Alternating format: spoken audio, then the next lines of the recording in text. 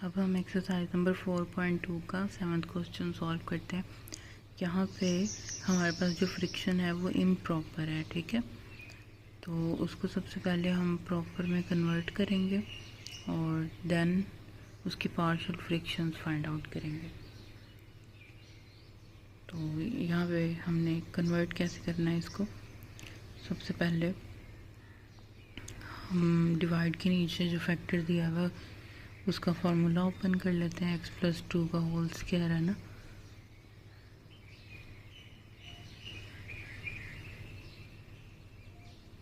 तो ये ओपन कैसे होगा, डिवाइड करने के लिए ऊपर वाली वैल्यू जो है वो सेम और डिवाइड के नीचे x² प्लस 4x प्लस 4, ठीक है। अब हम इसको डिवाइड कर लेते हैं,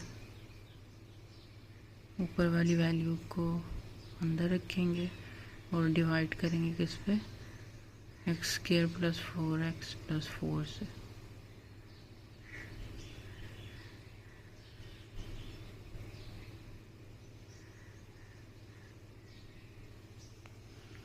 अब यहाँ पे x² तो सेम है लेकिन 3 नहीं है, तो 3 से मल्टीप्लाई करेंगे ताकि 3x² आ जाए। बाकी 4 को 3 से मल्टीप्लाई किया तो 12x आ जाएगा, ठीक है। और 4 को 3 से मल्टीप्लाई करेंगे तो 12।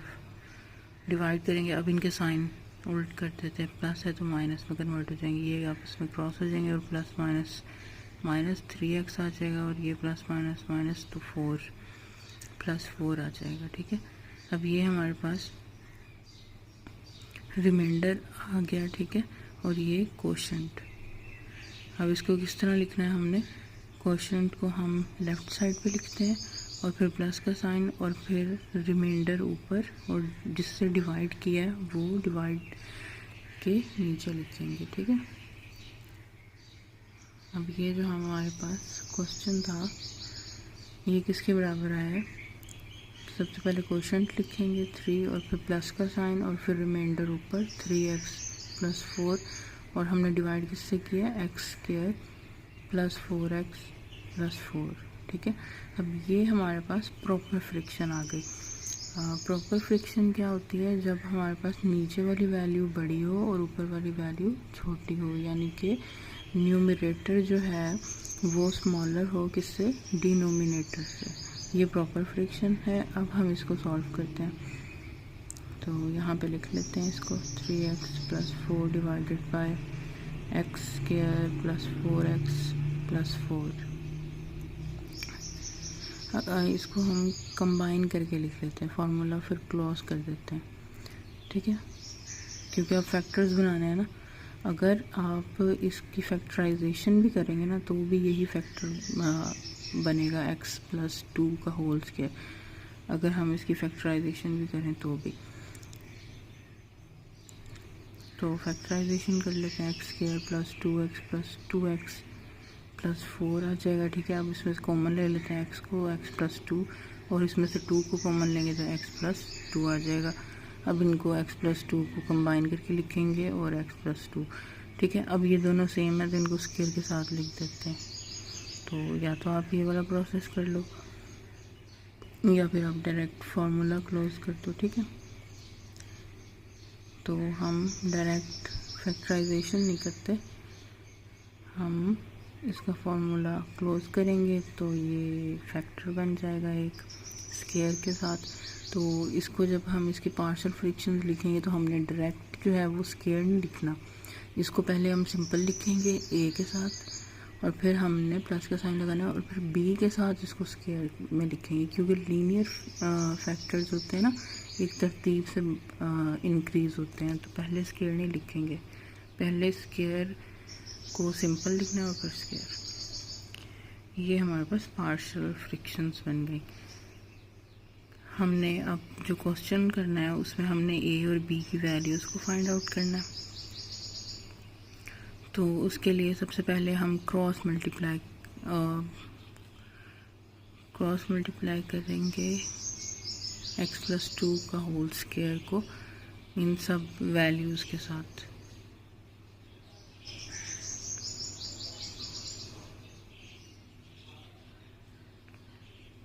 इसको एक्स्ट्रा को रिमूव कर लेते हैं।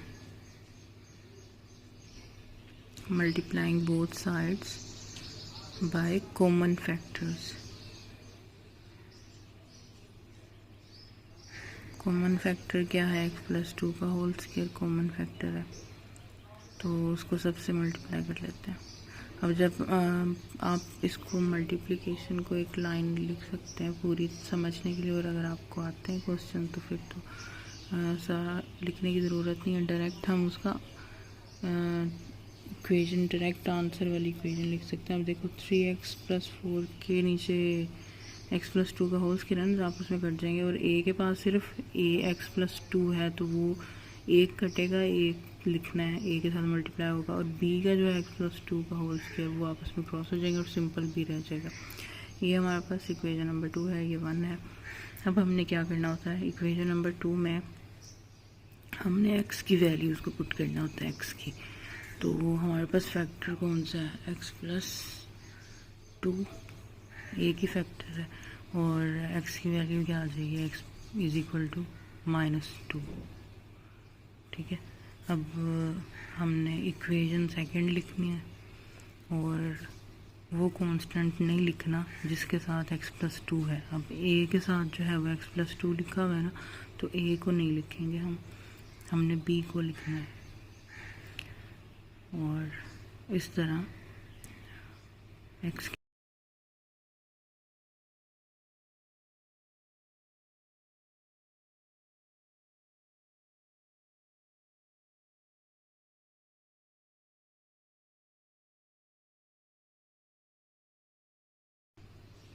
अब यहाँ पे हमारे पास b की वैल्यू आ गई। ठीक है।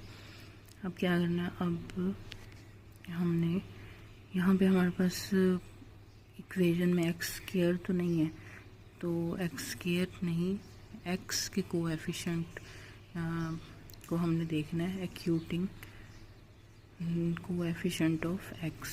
पहले क्वेश्चंस में x² कर रहे थे ना, लेकिन अब यहाँ पे तो x² नहीं है, तो x के कोएफिशिएंट्स को देखेंगे इक्वेशन नंबर 2 में। तो राइट साइड पे हमारे पास a है और लेफ़्ट साइड पे 3 है।